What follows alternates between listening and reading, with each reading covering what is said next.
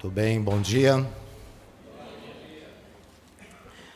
Nós vamos ler o mesmo texto que nós lemos ontem à noite. Hebreus capítulo 12, a partir do verso 3, depois na sequência Tiago capítulo 1. Então, Hebreus 12, 3, vamos continuar meditando nesses textos.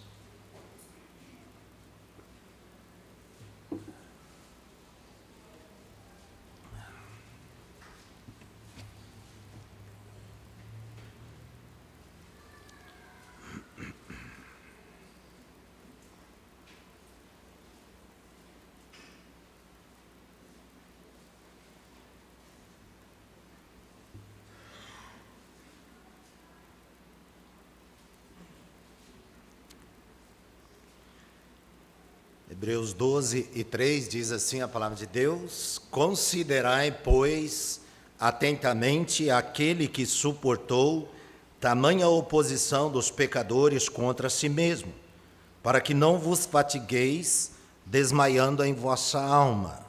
Ora, na vossa luta contra o pecado, ainda não tendes resistido até ao sangue. E estáis esquecido da exortação que, como a filhos, discorre convosco? Filho meu, não menospreze a correção que vem do Senhor, nem desmaieis quando por ele és reprovado, porque o Senhor, ele corrige quem ama, e açoita a todo filho a quem recebe. É para a disciplina que perseverais, pois que filho há que o pai não corrige? Deus vos trata como filhos. Mas se estáis sem correção, de que todos se têm tornado participantes, logo sois bastardos e não filhos. Além disso, nós tínhamos os nossos pais, segundo a carne, que nos corrigiam, e nós os respeitávamos. Não havemos de estar em muito maior submissão ao Pai espiritual, e então viveremos? Pois eles, quer dizer, nossos pais terrenos, nos corrigiam por pouco tempo, e segundo melhor lhes parecia. Deus, porém, ele nos disciplina para aproveitamento, a fim de sermos participantes da sua santidade. Toda disciplina, com efeito no momento, não parece ser motivo de alegria, mas de tristeza. Mas depois, entretanto, ela produz um fruto pacífico aos que têm sido por ela, quer dizer, pela disciplina, exercitado, o fruto de justiça. Tiago 1, versículo 2, meus irmãos, tende por motivo de toda alegria o passardes por várias provações, sabendo que a provação da vossa fé, uma vez confirmada, ela produz perseverança. Ora, a perseverança, ela tem que ter a sua ação completa, para que você seja perfeito, íntegro e em nada deficiente. Se, porém, algum de vós necessita de sabedoria, peça a Deus, que a todos dá liberalmente, nada lhes impropera, e ser-lhe-á concedida. Peça, porém, com fé, em nada duvidando, pois o que duvida é semelhante à onda do mar, impelida e agitada pelo vento. Não suponha esse homem que alcançará do Senhor alguma coisa. Versículo 12, bem-aventurado o homem que suporta com perseverança a provação, porque depois de ter sido aprovado, ele receberá a coroa da vida, a qual o Senhor prometeu aos que o amam. Ninguém, ao ser tentado, diga: sou tentado por Deus, porque Deus não pode ser tentado pelo mal, e ele mesmo a ninguém tenta. Ao contrário, cada um é tentado pela sua própria cobiça, quando esta o atrai e o seduz.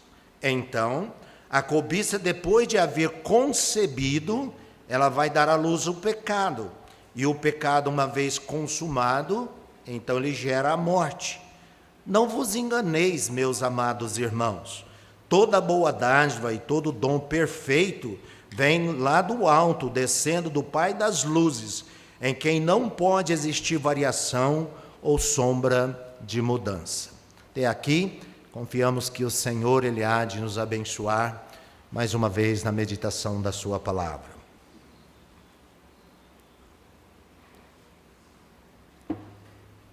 Bom, ontem à noite lemos esses mesmos versículos e nós estamos procurando destacar nesses dois textos 3 palavras que são usadas aqui, podemos dizer, pelo próprio Deus através do autor aos Hebreus e através de Tiago. E nós mencionamos que essas 3 palavras usadas aqui, elas descrevem situações e circunstâncias que envolvem as nossas vidas, seja ela no aspecto pessoal, individualmente, eu posso experimentar, passar, viver estas situações, ser envolvido por elas, mas também nós dissemos que no aspecto familiar, né, nós vemos dentro do contexto família, estas situações surgem também e envolve às vezes uma família. Mas também estas palavras descrevem situações, circunstâncias que em alguns determinados momentos vai envolver também de uma maneira coletiva a igreja. Então Deus, Ele nos revela na sua palavra que individualmente, pessoalmente, eu vou experimentar estas situações na minha vida.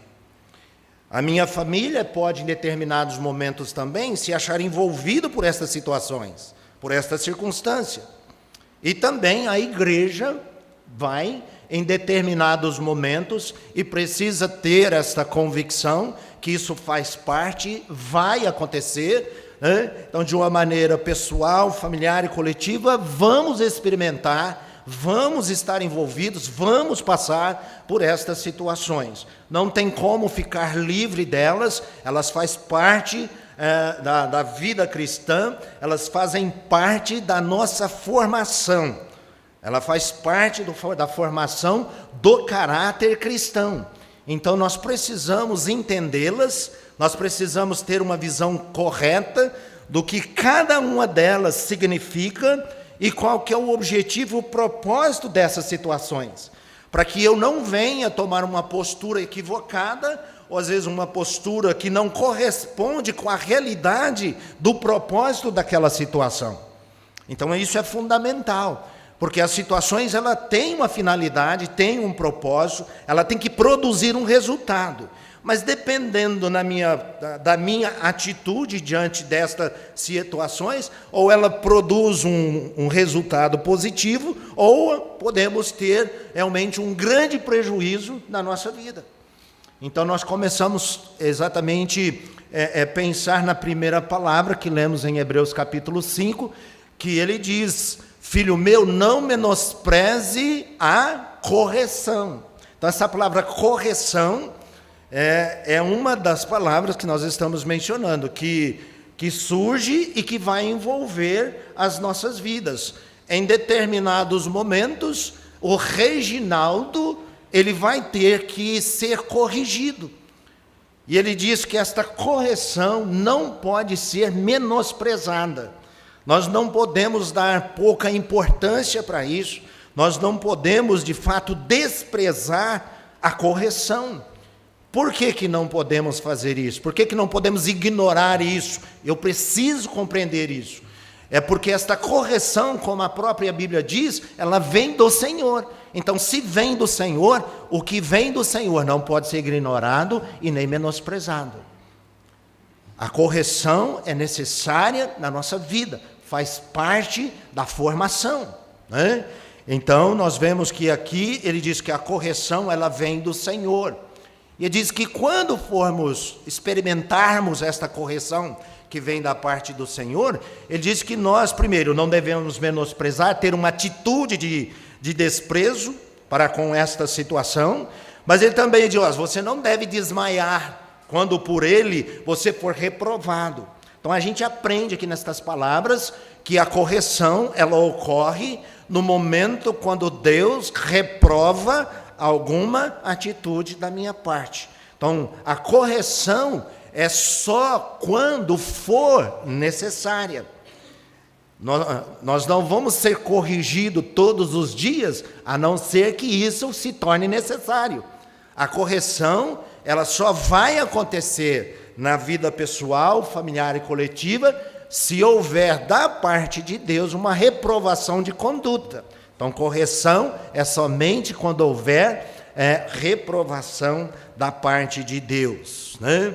Então, ele diz que nós não podemos, quando nós formos reprovados, e essa reprovação ela vem da parte de Deus, e é interessante que também muitas vezes por parte dos homens, por parte dos irmãos, então existe também uma atitude de reprovação da conduta, do comportamento, a maneira de proceder de algumas pessoas. Se nós, como seres humanos, temos capacidade de julgar, às vezes reprovar e aprovar, Deus também faz a mesma coisa.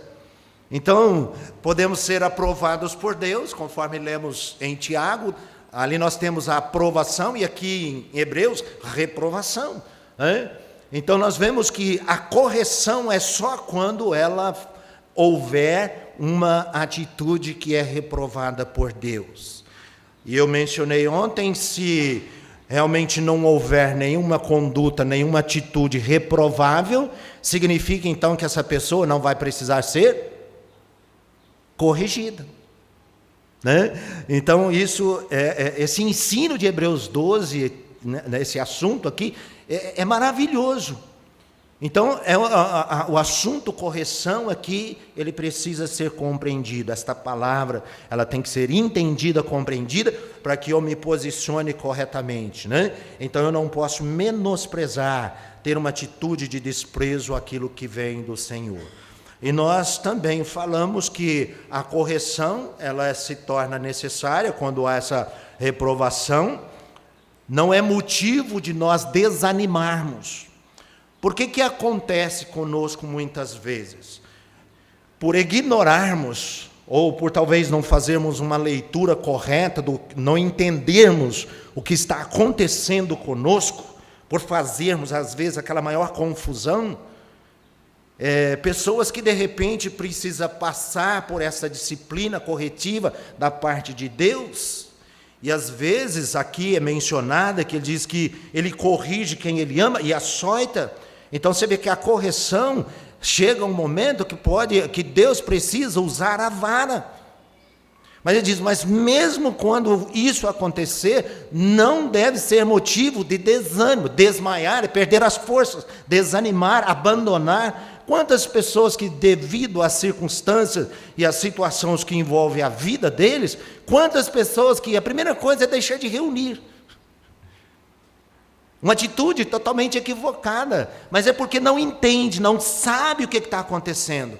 Por isso que é fundamental entender isso e diz, você não deve perder o ânimo, você não pode desanimar, pelo contrário, você tem que se alegrar quando Deus te corrige, porque é uma demonstração da reprovação de Deus, mas também é uma demonstração do quanto de fato Deus me ama. Então, por me amar, Ele me corrige. E outra coisa, Deus ele faz isso também porque eu sou filho. Então, a correção é a demonstração da minha filiação, que realmente eu pertenço a Deus. Porque ele fala aqui, se estáis sem correção, pode ser que você não seja filho, pode ser que você seja um bastardo, pode ser que você não faça parte da família de Deus. E aprendemos que Deus corrige porque ama, mas uma coisa é importante, Deus corrige somente os seus filhos. Deus não corrige filho dos outros. Então ele só corrige os seus filhos. E ele é enfático aqui. Se você está sem correção, tome cuidado, pode ser que você não faça parte da família. E não fazendo parte da família, Deus não vai realmente corrigir filho dos outros.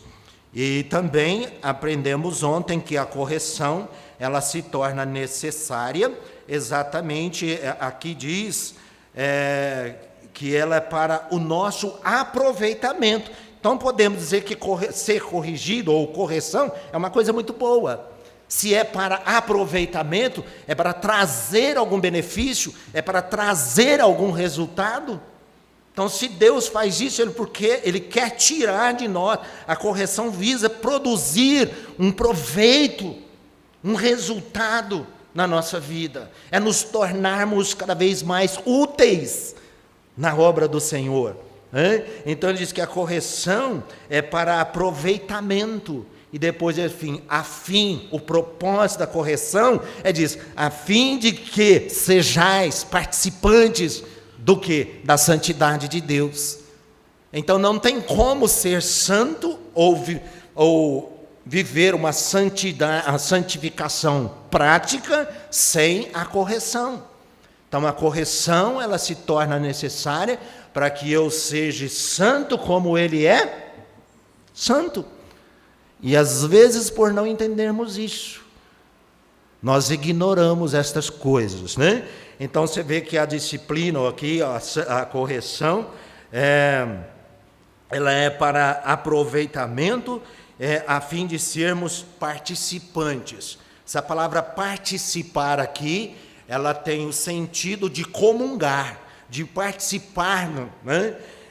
Então Deus, Ele faz isso porque Ele quer que eu seja participante, que eu comungue, que eu tenha comunhão com Ele. A palavra participação tem o sentido de comunhão, de comungar com Deus do seu próprio caráter, refletir na minha vida o seu próprio caráter. Então isso é fundamental. Então o Senhor, Ele vai nos corrigir, e é para o nosso aproveitamento, a fim de nós sermos participantes da sua santidade. E se nós formos participantes da sua santidade, eu e você vamos evidenciar isso de uma maneira bem prática. As pessoas vão ver na nossa vida este aproveitamento.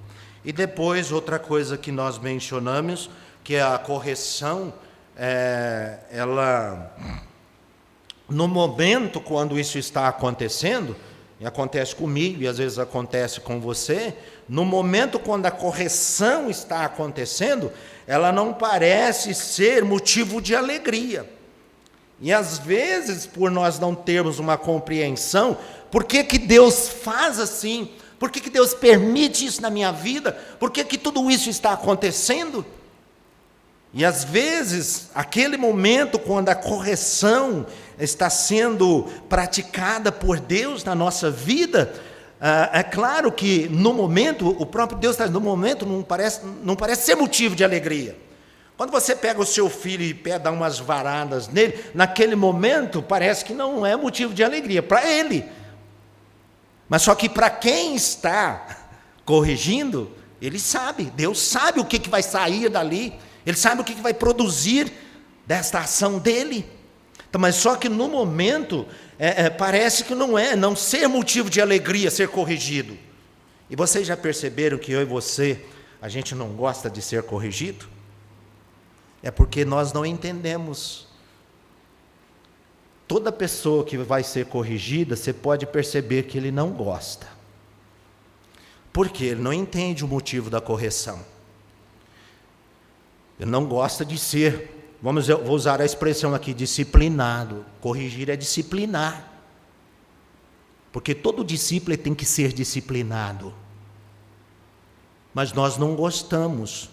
Porque muitas vezes também não há uma aceitação da disciplina, da correção, quando isso vem da parte dos irmãos, das irmãs, através de pessoas, o patrão, e assim por diante. Em todas as áreas da nossa vida, existem momentos que eu vou ser corrigido, mas nós não gostamos, porque também, às vezes, acontece que a maneira da aplicação dessa correção e dessa disciplina é totalmente equivocada.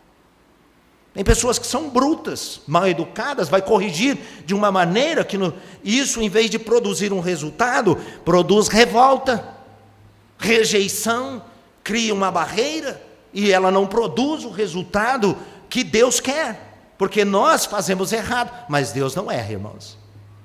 Na sua aplicação da disciplina e da correção, Ele nunca vai errar.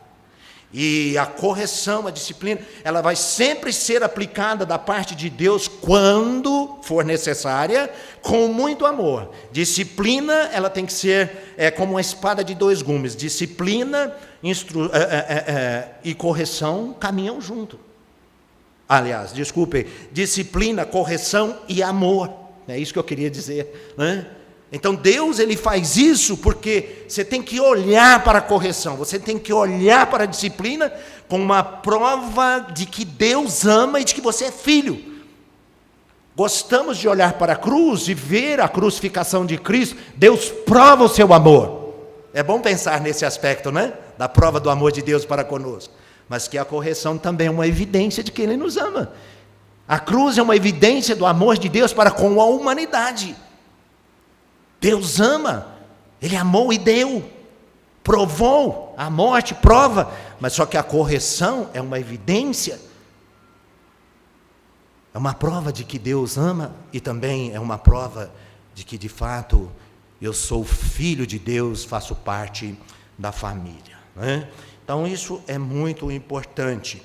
Agora, se eu não entender isso, eu posso de fato ter uma atitude equivocada.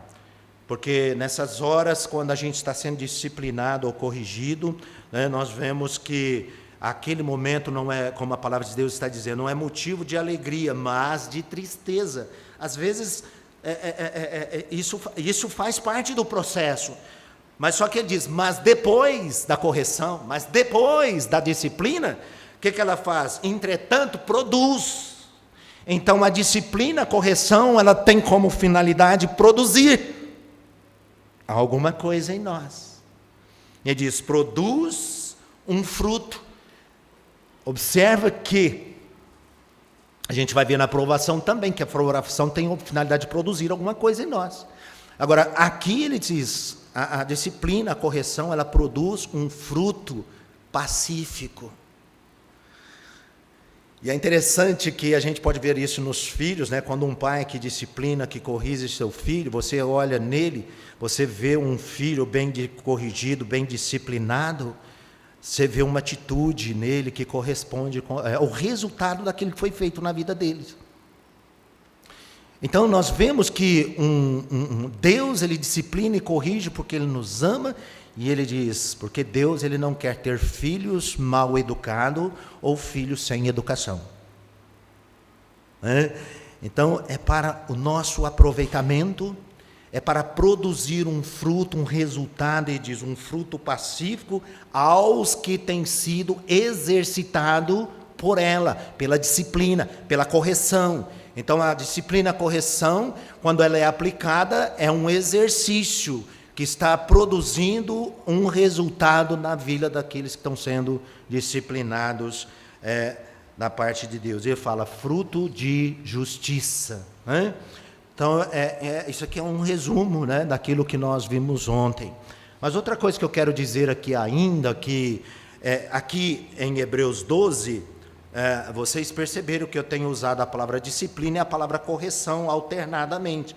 É porque no versículo 5 ele fala, filho meu, não menospreze a correção que vem do Senhor, nem desmaieis quando por ele és reprovado, porque o Senhor corrige a quem ama e açoita todo filho a quem recebe. E no versículo 7 ele diz, é para a disciplina. Então você vê que a palavra correção mencionada nos versículos anteriores, é a mesma palavra, ele usa a palavra disciplina no versículo 7.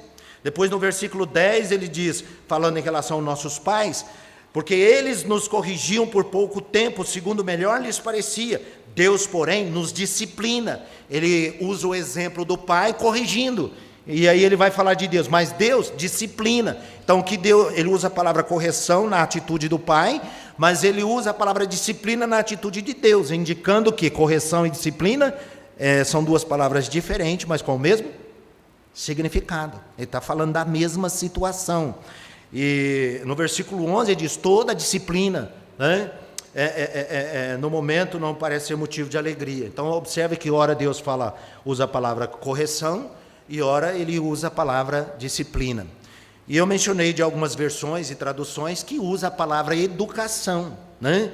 E eu mencionei uma ontem, versículo 7, permita que Deus eduque em vocês. Então, a disciplina e correção nada mais é do que Deus educando o seu filho.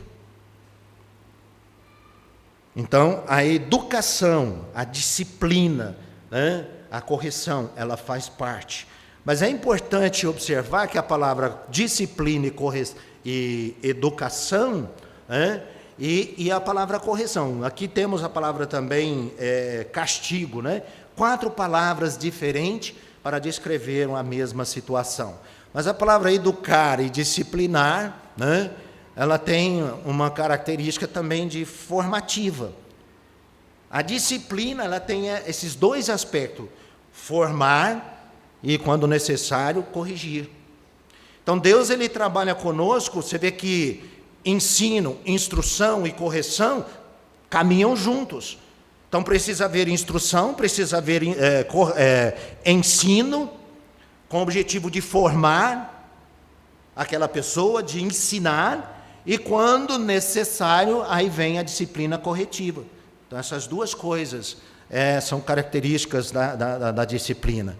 A disciplina no aspecto formativa, né, é onde você tem que ensinar, você tem que instruir, com o objetivo de formar o caráter do seu filho. Deus instrui, ele ensina, e depois, quando necessário, ele corrige aquilo que está errado. Então, é nesse aspecto que nós precisamos entender a questão da disciplina. Eu queria passar logo para Tiago, mas eu ainda quero falar alguma coisa mais sobre esse assunto. Aqui a gente está pegando, está bem resumido, então eu quero explicar para vocês qual que é o conceito da palavra correção pelo dicionário da língua portuguesa. Eu aqui, onde que está na minha apostila, é só para dizer para vocês o significado, né? Então, nós temos que entender que o significado da palavra correção, dentro do contexto, segundo o dicionário da língua portuguesa, ele fala que correção, depois também tem o conceito bíblico desta palavra, né? Mas a palavra correção, ela é a ação ou o efeito de corrigir. Eu quero citar isso para você ter uma visão do que significa isso, ser corrigido, ser disciplinado e educado. É isso que Deus está fazendo. Então, correção é o ato, o efeito de corrigir, de consertar, tirar o erro, tirar as falhas, tirar os defeitos, as imprecisões da nossa vida, gerar segundo um modelo, segundo um padrão, melhorar, aprimorar, aperfeiçoar, retificar o que está errado ou imperfeito, eliminar os erros, endireitar, reparar, adequar, acomodar, ajustar, colocar na forma, ou na forma. Então, quando você olha para a palavra correção, nós temos que entender que é dentro desse contexto que Deus está, de fato, agindo na nossa vida. Então, quando Deus corrige, o que Ele está fazendo na minha vida? Ele está eliminando o quê? As imperfeições, tirando as falhas e alinhando-me com a sua vontade. Eu vou citar um exemplo que eu acho que vai fazer todo mundo entender, né? Um pedreiro, por exemplo. Existem alguns equipamentos necessários para que a pessoa possa executar a sua profissão, fazer o seu trabalho. Entre muitas coisas, mas tem 2 equipamentos, né, pelo menos que são usados por um pedreiro, numa edificação, né, de uma construção. Tem um equipamento que é uma pecinha, né, a gente fala um toquinho em cima, e tem no meio um buraquinho ali, eles colocam uma linha, né, um cordão, e aquele cordão lá embaixo tem uma outra pecinha lá. Isso chama o quê? Prumo? Vocês conhecem então, né? Então, o pedreiro, ele usa o prumo, mas também ele usa... você já percebeu que ele tem um carretel daquele de linha, né? Às vezes com 100 metros de comprimento. Por que a linha é necessária e por que o prumo é necessário? Porque numa edificação, para que aquela construção seja feita alinhada, ele precisa, depois dos fundamentos serem estabelecidos, ser colocado, o pedreiro ele vai lá num canto da parede, assenta lá uma fiada de tijolos, né? 1, 2 ou 3, faz os cantos, depois vai no outro canto e faz a mesma coisa. Aí depois ele pega aquela linha, enrola num tijolo, coloca lá daquele lado. Aí depois ele traz aquela linha e traz aqui do outro lado. Então a gente percebe que aquele tijolo de lá está alinhado com o de cá. E aí ele começa a fazer o assentamento das fiadas de tijolo. E você percebeu que aquela linha, ela dá uma direção àqueles tijolos que vão sendo colocados, enfileirados, um após o outro, depois acima um do outro. O pedreiro, o que ele está fazendo? Ele está alinhando, fazendo com que todos os tijolos estejam no mesmo alinhamento. Então você percebe assim, um pedreiro que tem esse zelo, esse cuidado. Você pode olhar uma parede quando... É claro que existe o defeito muitas vezes nos tijolos, mas um pedreiro que executa bem, você vai olhar para aqueles tijolos assentados, eles estão alinhadinhos, um após o outro, não tem diferença, estão retos, não pende para um lado nem para o outro. Então, essa é uma das finalidades da linha, é alinhar horizontalmente aqueles tijolos.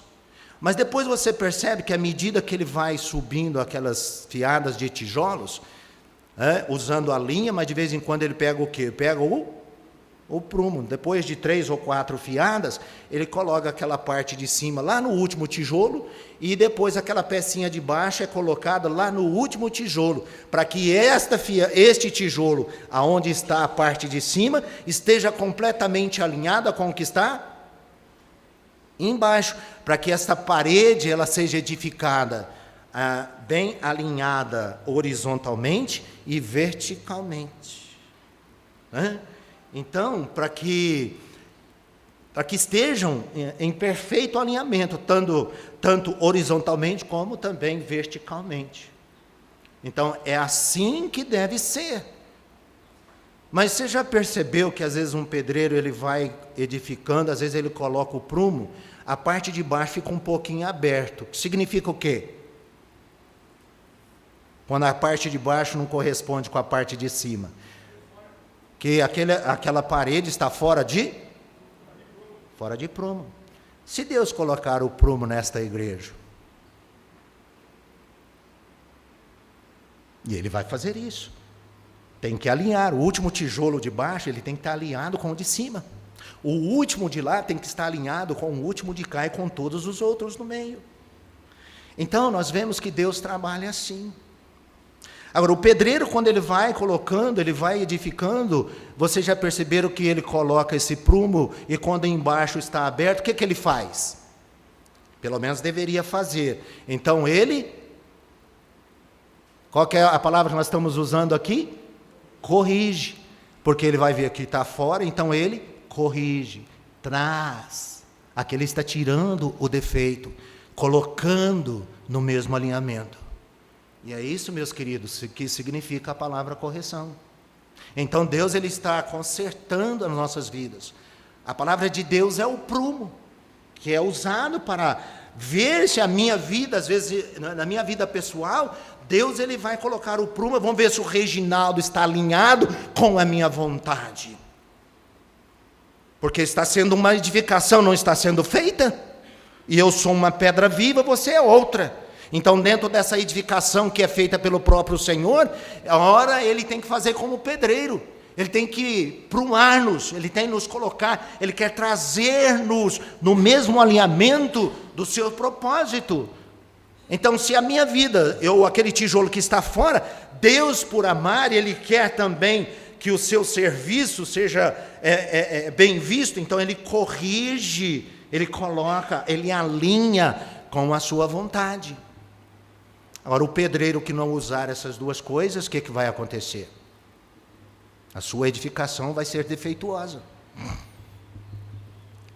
Lá em São Joaquim teve um mano, já faz uns anos, casa de oração era muito antiga, suas paredes eram edificadas ainda no barro. O que começou a acontecer com a casa de oração lá em São Joaquim? O reboque começou a cair. Você batia no reboque, ele estava xoxo, solto. Então tinha partes boas e partes ruins. E aí nós arrumamos um pedreiro e eu fui dar a serventia, né? E durante esse período nós arrancamos todo o reboco de fora daquele salão, depois chapiscamos ela inteirinha e depois rebocamos, né? E depois fizemos por dentro a mesma coisa. Mas esse período de tempo que eu trabalhei com esse pedreiro chamado Senhor Vicente, ele contou uma história de um pedreiro que não gostava de usar prumo e nem linha. E esse pedreiro era gago, né? E ele falou que ele pegou uma obra até muito grande e começou a edificar, e ele trabalhava, o serviço dele rendia, mas porque não usava prumo nem linha. Então, no instantinho a parede subia. Mas um dia o dono da obra chegou lá na cozinha, né? E ele começou a olhar, porque era visível, né, que a coisa não estava alinhada. E o dono da obra chegou e falou: olha, mas essa parede aqui está torta. E ele pegou e falou para o dono da obra: aqui o senhor coloca um armário. Aí tudo bem. Aí foi no banheiro, olhou, ele percebeu que também a coisa não estava muito boa.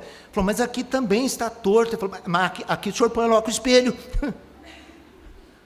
E ele foi arrumando soluções para os seus erros. Mas qual seria o melhor? Ter colocado a linha e o prumo, para tirar os defeitos, corrigir as imperfeições, alinhar corretamente, para que de fato a coisa funcione. Então é assim que Deus trabalha a nossa vida. Então a disciplina, a educação, a correção tem esta finalidade. Por isso que a carta aos Hebreus ela é importante nesse aspecto. Então existem alguns defeitos numa construção que para você consertar gera um prejuízo. Às vezes um custo para o dono da obra, mas só que para que não fique com defeito é necessário às vezes um prejuízo.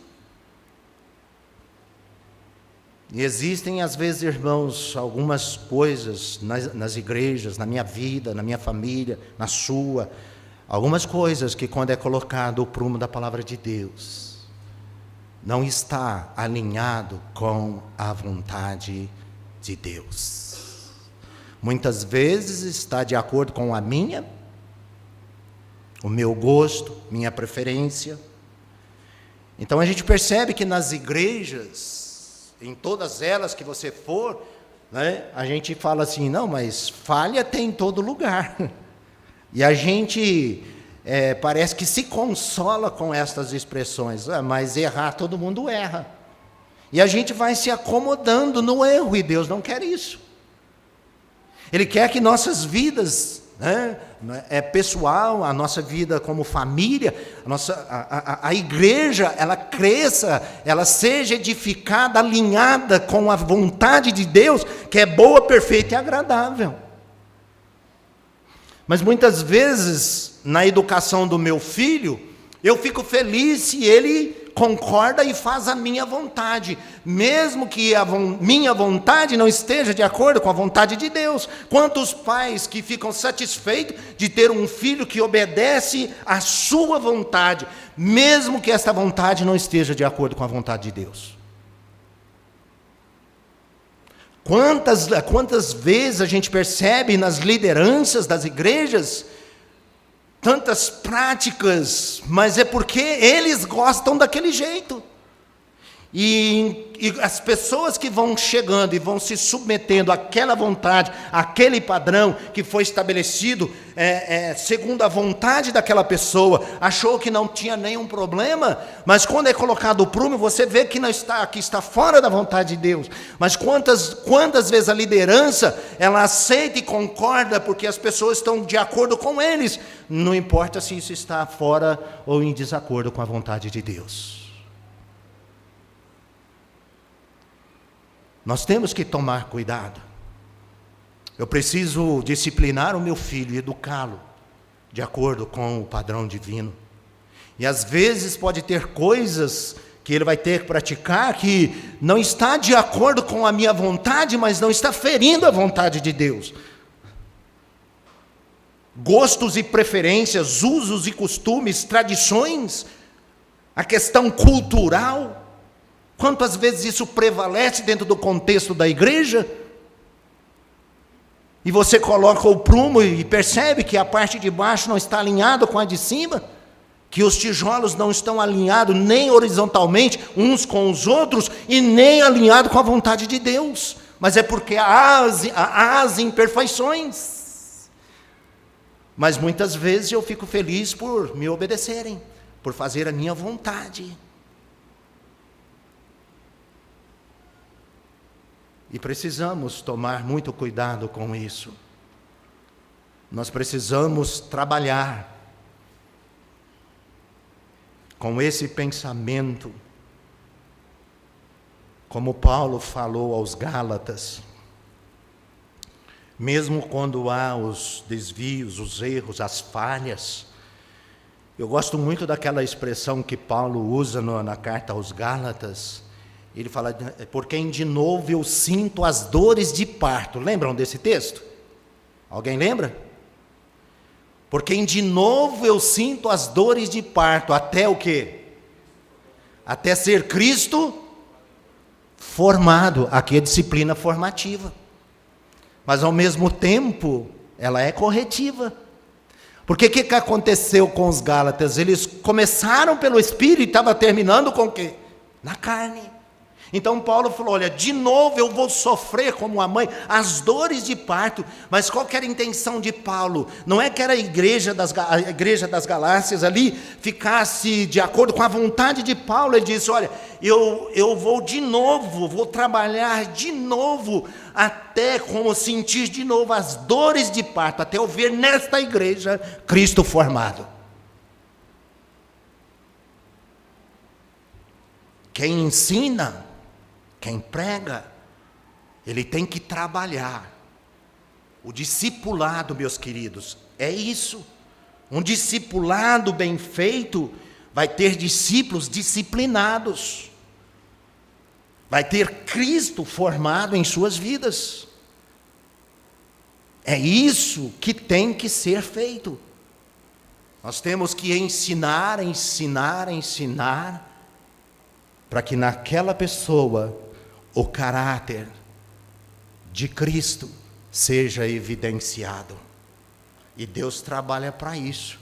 E observe que Paulo fala assim, olha, por quem de novo eu sinto as dores de parto, porque isso dá trabalho.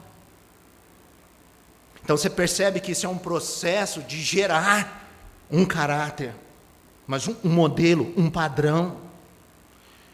Observe, irmãos, que pessoas tais como Paulo, que têm esse desejo, hoje eles não são bem quistos nas igrejas. Porque existe um padrão que vai sendo infiltrado, estabelecendo nas igrejas, que mais satisfaz-nos a nós do que o próprio Deus. Cultura, tradição, usos e costumes. Como é que nós poderíamos explicar? O que é isso? Cultura, tradição, usos e costumes. Como poderíamos descrever ou explicar isso? É um estilo de vida implantado por quem?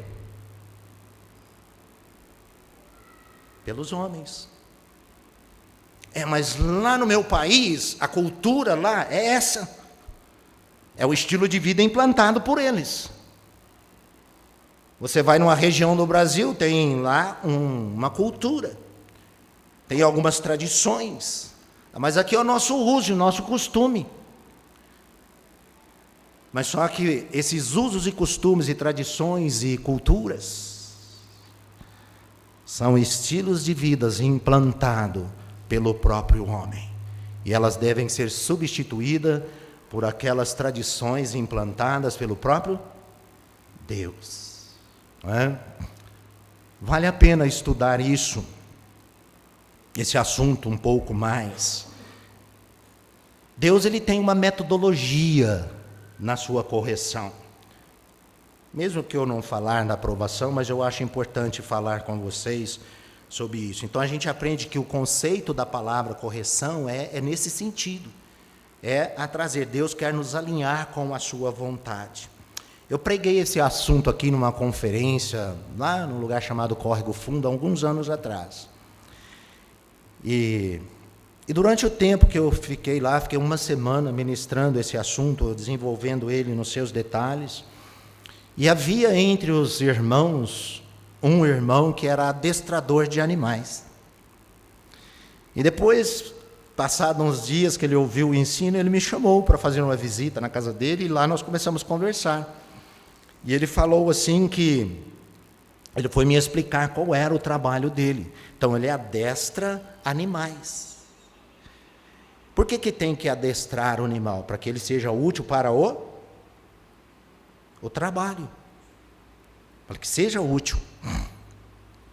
Então, ele diz que às vezes pega um animal que talvez nunca foi montado, um animal que nunca foi colocado sobre ele um arreio, nunca foi colocado um cabresto na sua boca, né? Nunca foi colocado um freio. Então, a princípio, esse animal, vamos dizer assim, esse podro, né? Esse potro que nunca foi utilizado num serviço, mas eles vão ter que trabalhar com ele para que ele seja útil para o trabalho, para que ele sirva, para que ele tenha valor, porque um animal desse jeito, ele não é útil para o trabalho. E ele então contando como é que é o processo, ele falou, eu caí muitas vezes do cavalo, nesse processo de educar aquele animal. Até que o animal entende que aquele cabresto, né, a gente chama de abridão, ou depois o cabresto é colocado assim, mas o abridão é colocado dentro da boca, e depois colocado o freio, colocado dentro da boca do animal, você coloca ele mais apertado ou não, você pode, o freio exatamente é para ensinar o animal. Quando você puxar o freio, o animal vai aprender que quando aquele freio é puxado, vai machucar aqui. No começo, sofre o animal, mas ele está sendo adestrado, ele está sendo educado, ele está sendo disciplinado, ele está sendo corrigido, porque ele tem alguns defeitos. Então, você vai percebendo que algum tempo depois, aquele animal, você chega perto dele, você coloca o cabresto, ele não estranha. Você coloca o abridão, ou você tira o abridão e coloca o freio, ele vai aprendendo. Depois, quando você também vai colocar, às vezes, o arreio, você nunca vai chegar para um animal que nunca foi montado e jogar um arreio em cima dele. Ele vai jogar longe. Então, a primeira coisa, na minha terra, lá nós chamamos de bacheiro. É um forro que se coloca em cima da costa do animal, para depois você vir colocar a sela para não ferir as costas do animal. Então, você coloca aquele forro por baixo. E quantas vezes ao jogar aquele fogo, você vem com muito cuidado, e você joga aquilo em cima dele, né? E o animal vai dar coice, ele vai pular, e aquilo cai, mas você vai insistindo, isso é educação. Ele não sabe. Assim como nas nossas vidas, quando nós nascemos de novo, tem muita coisa que eu não sei, e os meus erros às vezes é por não saber e por não conhecer, mas eu tenho que ir sendo disciplinado, eu tenho que ir sendo instruído, eu tenho que ir sendo ensinado, como aquele animal, aprendendo. E ele vai contando que depois, com o passar do tempo, você vê aquele animal, você chega perto dele, ele está adestrado, ele está treinado, ele está pronto. E aí você pode montar e dar um passeio nele, mas enquanto isso não for feito, aquele animal não é útil para o seu dono. Mas não é somente a questão desse adestramento, ele falou, mas quantos animais são levados lá para ele para corrigir defeitos? São animais que já estão acostumados no trabalho, mas que no processo adquiriram alguns defeitos. E esse animal com defeito, ele perde o seu valor na venda. Se você descobre que aquele animal tem esse tipo de defeito, quem vai comprar não quer. Eu não quero um animal defeituoso, porque ele não vai ser útil no seu trabalho. Não vai ser útil para o seu dono? Então esse irmão, ele trabalha nesse sentido. Trabalha com o propósito de corrigir os defeitos daqueles animais, para que eles possam ser úteis para o trabalho. Ora, Deus ele tem uma metodologia para nos corrigir. É maravilhoso ver o que Deus faz conosco. A primeira coisa que eu quero, Deus ele me dá a oportunidade de corrigir a mim mesmo. Esse é o princípio da correção. Vamos lá, vamos ler um texto, 1 Coríntios capítulo 11.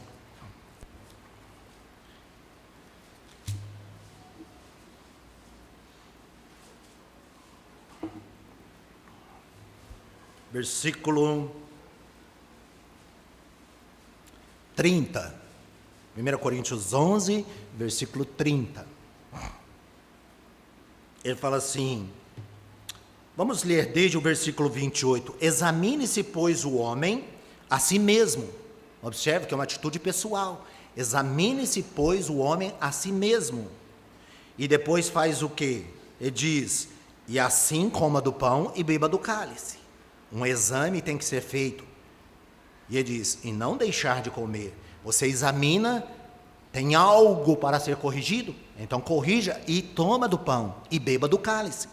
Tem muitas pessoas que preferem não comer do pão nem beber do cálice do que corrigir o que precisa na sua própria vida. Ele diz, examine você, faça um exame da sua própria vida. Examine-se o homem a si mesmo, e assim coma do pão e beba do cálice. Porque quem come e bebe sem discernir o corpo de Cristo, come e bebe juízo para si.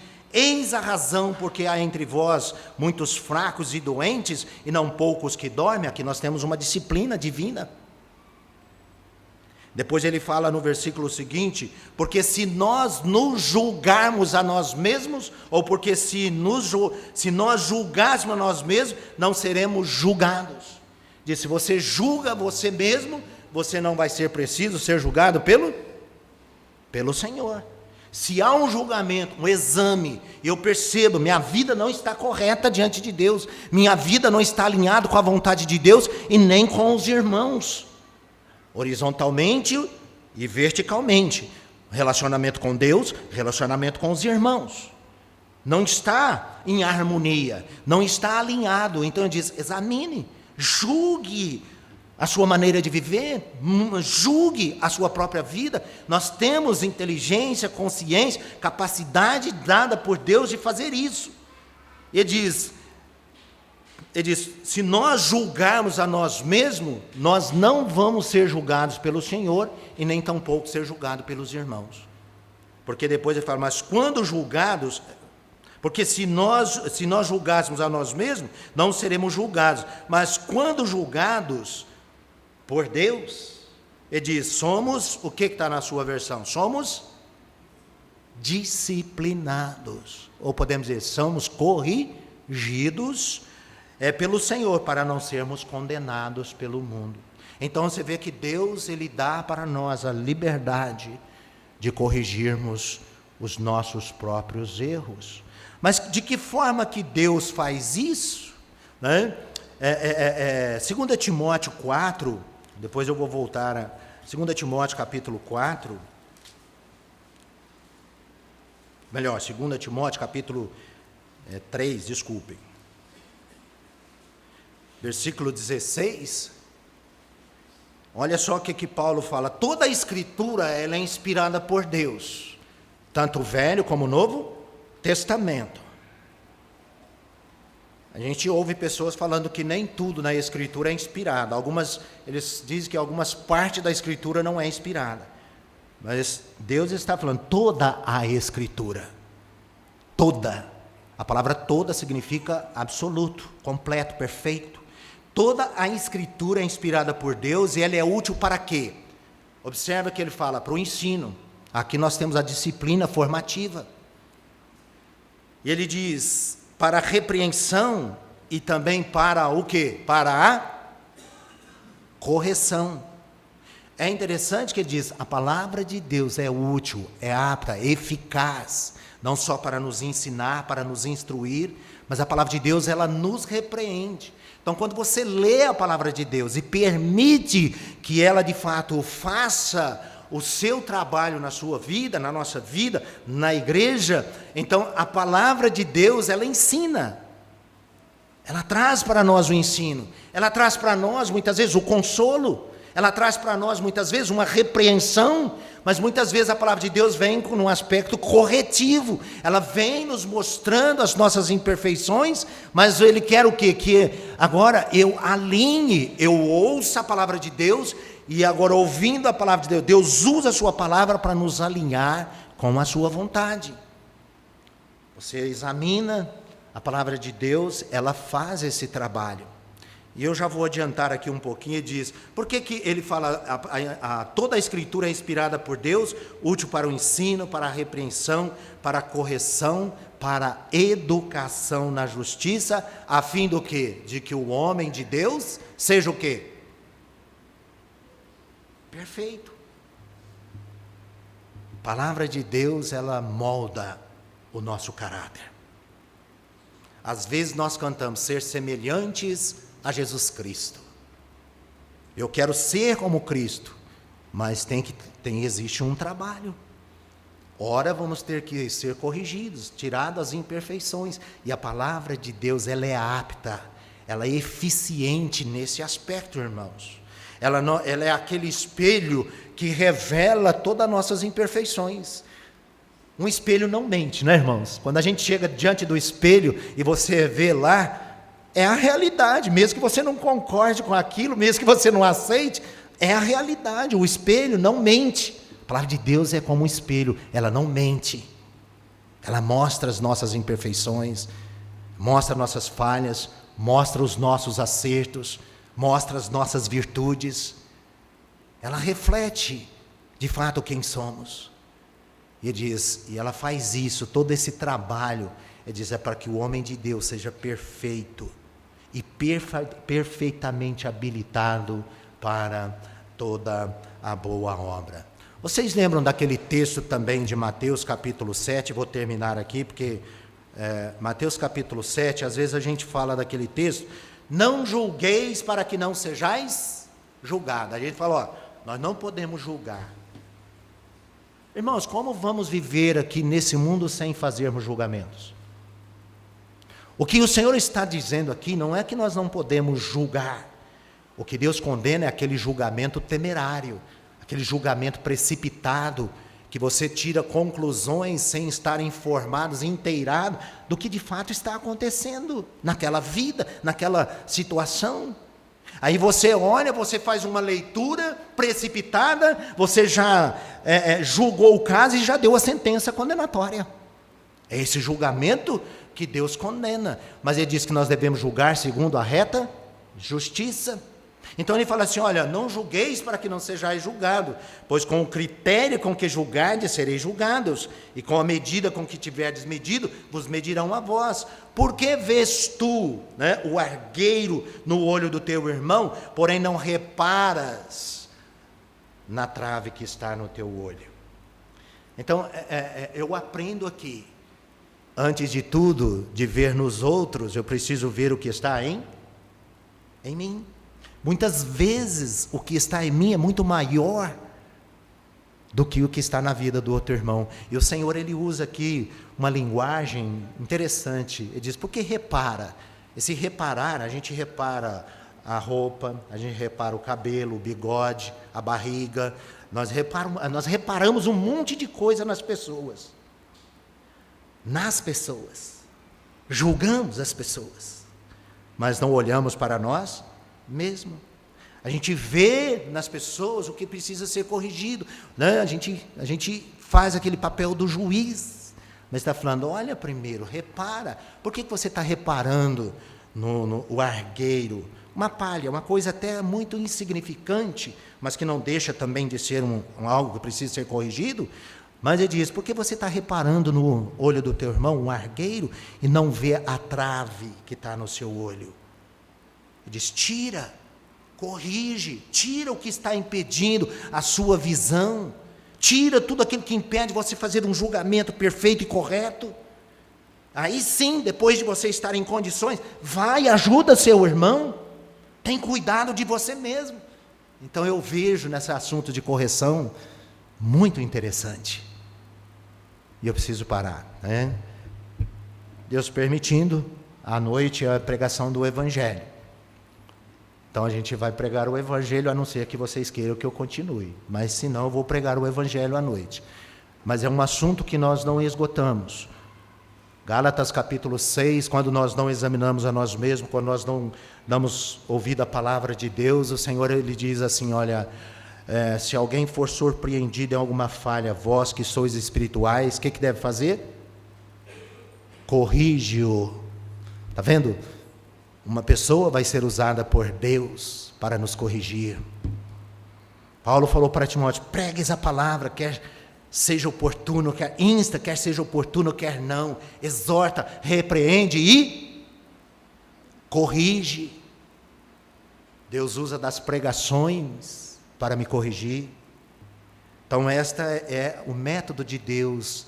Começa comigo mesmo, começa pela sua palavra, e Ele vai trabalhando, até que chega um momento quando Deus fala, bom, já que você não quis, então agora eu vou te corrigir. E às vezes poderíamos evitar algumas coisas, de passar por algumas coisas, se nós fôssemos sensíveis à voz do Senhor. Que o Senhor abençoe a sua palavra. Amém.